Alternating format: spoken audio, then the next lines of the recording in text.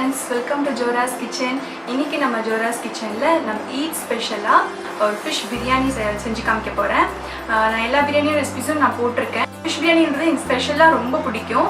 எல்லா இன்கிரிடியன்ட்ஸுமே ரெடி பண்ணி வச்சிருக்கேன். மற்ற பிரியாணி மாதிரி தான் தாளிக்கணும், ஆனால் கூட ஒரு 2 ஸ்டெப் எக்ஸ்ட்ரா பண்ணணும். அதை என்னன்னு காமிக்கிறேன். ஃப்ரெஷ்ஷாக உள்ள மீனாக பார்த்து வாங்கிக்கோங்க. வஞ்சனம் தான் பெஸ்ட்டு. அது இல்லைனாக்கா கொடுவா யூஸ் பண்ணிக்கலாம். நான் வந்து ஸ்லைஸ் மாதிரி கட் பண்ணாமல் கியூபாக கட் பண்ணி வாங்கியிருக்கேன். ஃபிஷ்ஷை ஃபஸ்ட்டு நம்ம மேரினேட் பண்ணி வைக்க போகிறோம். அதில் முதல்ல ஒரு 2 டீஸ்பூன் அளவுக்கு இஞ்சி பூண்டு பேஸ்ட்டு, மிளகாத்தூள், நான் காஷ்மீர் சில்லி பவுடர் யூஸ் பண்ணியிருக்கேன். அடுத்து கரம் மசாலா, மஞ்சத்தூள், உப்பு, கூட தண்ணி ஊற்றி நல்லா ஒரு பேஸ்ட் மாதிரி கலக்கிட்டு ஜென்டலாக ஃபிஷ் மேலே அப்ளை பண்ணி ஒரு 15 மினிட்ஸ் ஊற வச்சுருங்க. நீங்கள் லெமன் ஜூஸ் கூட ஆட் பண்ணலாம். இந்த ஸ்டெப்பு மறந்துடாதீங்க. அட்லீஸ்ட் 15 to 20 மினிட்ஸாவது ஃபிஷ் நல்லா ஊறணும். அடுத்து ஒரு 10லேருந்து 20 பாதாம், நான் எக்ஸாக்டாக 20 பாதாம் எடுத்திருக்கேன். நம்ம சுடுதண்ணியில் போட்டு நல்லா ஒரு 1/2 hour to 1 hour ஊற வச்சுடுங்க. அதை தோல் நீக்கிட்டு நம்ம பேஸ்ட்டாக அதையும் அரைக்க போகிறோம். அடுத்து ஃபிஷ்ஷை ஃப்ரை பண்ண ஆரம்பிச்சிடலாம். ஒரு பேனில் ஆயில் நல்லா சூடாக இருக்குது. நம்ம ஃபிஷ்ஷை ஒன்றா போட்டு ஃப்ரை பண்ணிடலாம்.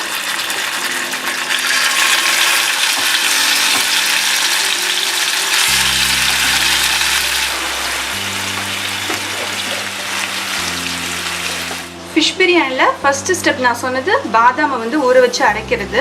நெக்ஸ்ட்டு ஒரு மிக்சி ஜாரில் நான் இஞ்சி பூண்டு பேஸ்ட் அரைச்சேன். அதனால தான் உங்களுக்கு அப்படி தெரியுது.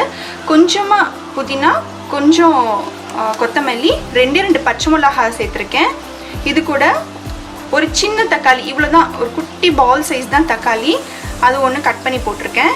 இதை நம்ம பேஸ்ட்டாக அரைச்சிக்க போகிறோம். ரொம்ப ஃபைன் பேஸ்ட்டாக அரைக்கக்கூடாது, கொஞ்சம் குறப்பாக அரைச்சிக்கணும். தக்காளி ஏன் ஆட் பண்ணுறோன்னா இந்த புதினா, பச்சை மிளகா, கொத்தமல்லிலாம் சேர்ந்து வரதுக்காண்டி தான்.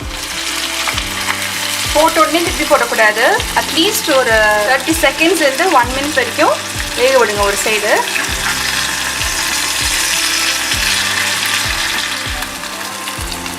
இந்த மாதிரி வெந்தால் போதும், ஃபுல் குக் பண்ணக்கூடாது. ஓகே, தனியாக ஒரு பிளேட்டில் எடுத்து வச்சுருங்க.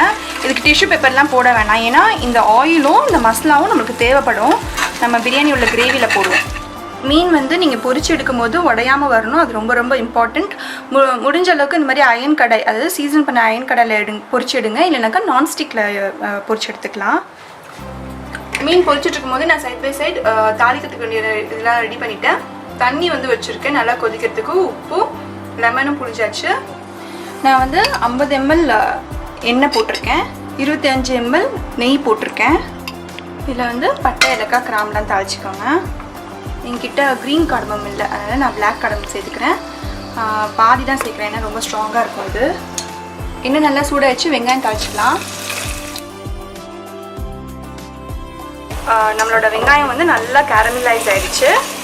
அடுத்த ஸ்டெப்பாக 2 டேபிள்-ஸ்பூன் நான் இஞ்சி பூண்டு பேஸ்ட் வச்சுருக்கேன், அதை சேர்த்துக்கலாம். கொஞ்சம் பச்சை வாசனை போட வரைக்கும் வதக்கிட்டு அதுக்கப்புறமா மற்ற இன்க்ரீடியன்ட் சேர்த்துக்கலாம்.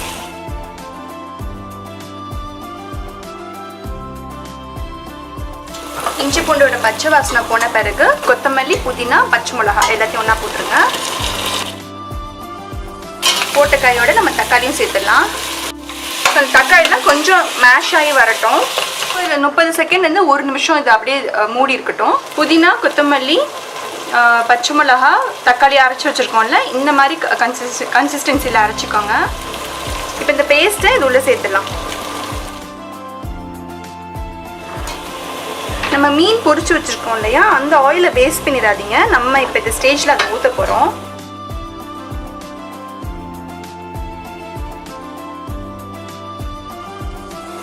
நான் ஆல்ரெடி 5 பச்சை மிளகா போட்டிருக்கேன். அதனால் 2 டேபிள்-ஸ்பூன் அளவுக்கு மிளகாத்தூள், 1/4 டீஸ்பூன் மஞ்சத்தூள், நம்ம ஆல்ரெடி ஃபிஷ் ஃப்ரை பண்ணும்போதும் போட்டிருக்கோம். தயிர் நல்லா அடித்து சேர்த்துக்கோங்க.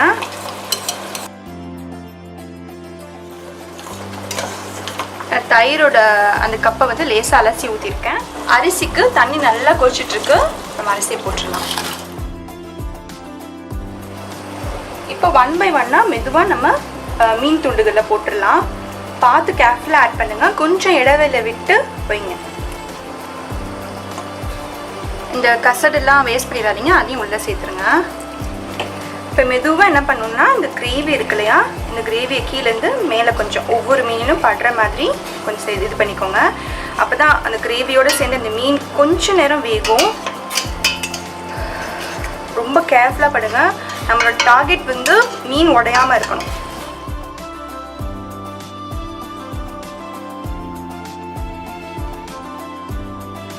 அரிசி வந்து நான் வடிச்சிட்டேன்.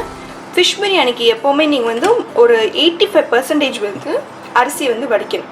இப்படி போட்டோன்னே நல்லா கொஞ்சம் நல்லா உடையிற மாதிரி அந்த ஸ்டேஜுக்கு நீங்கள் அரிசி வடித்து எடுத்துக்கோங்க. ஏன்னா ஃபிஷ் வந்து ரொம்ப டெண்டராக இருக்கிறதுனால ஈஸியாக குக் ஆயிரும். நம்ம ஆல்ரெடி ஃப்ரை பண்ணிக்கிறதுனால இன்னும் சீக்கிரமாகவே ரெடி ஆயிரும். அதனால் நம்ம ரொம்ப நேரம் தம் வைக்க போகிறது கிடையாது. ஸோ ஒரு 80 to 90% நீங்கள் குக் பண்ணி எடுத்துக்கோங்க. நான் நல்லா வடிச்சிட்டேன். கடைசியாக நம்ம அரைச்சி வச்சுருக்க பாதாம் பேஸ்ட் வந்து சேர்த்துக்கலாம்.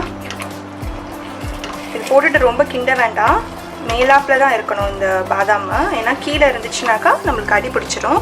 இந்த ஸ்டேஜில் நீங்கள் உப்பும் காரமும் செக் பண்ணிக்கோங்க. எனக்கு கொஞ்சம் காரம் கம்மியாக இருக்கிற மாதிரி இருக்குது, அதனால் நான் பச்சை மிளகா வந்து போட்டுக்கிறேன். இப்போ நெக்ஸ்ட் ஸ்டெப் என்னென்னா, இப்போ கொஞ்சமாக நம்ம எடுத்து தனியாக வைக்க போகிறோம். இந்த கிரேவியோட மீனை வந்து தனியாக எடுத்து வச்சுருங்க.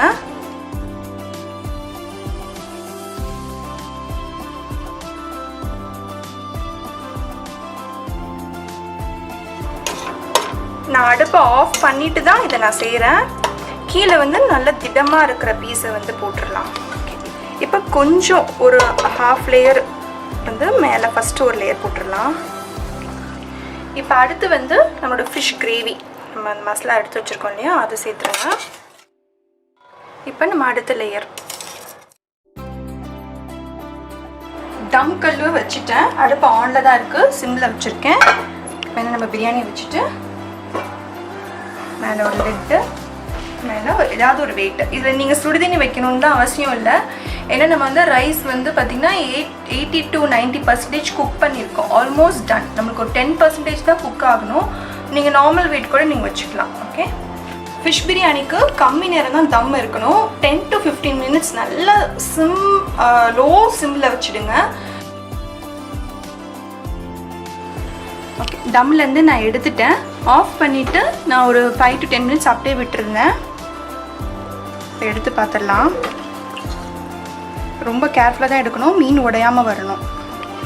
இது நம்ம வந்து கறி பிரியாணி மாதிரி நம்ம வந்து கிண்ட முடியாது. நம்ம சர்வ் பண்ணும்போது அப்படியே எடுத்து மிக்ஸ் பண்ணி விட்டு சர்வ் பண்ணிக்கலாம்.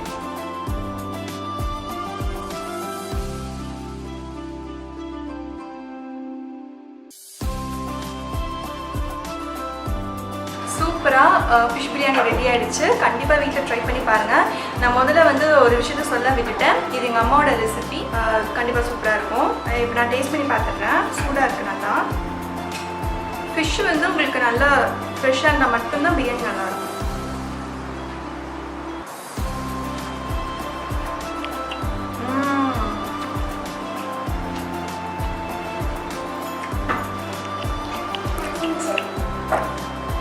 சோறுலாம் உடையாமல் வந்திருக்கு பாருங்கள்.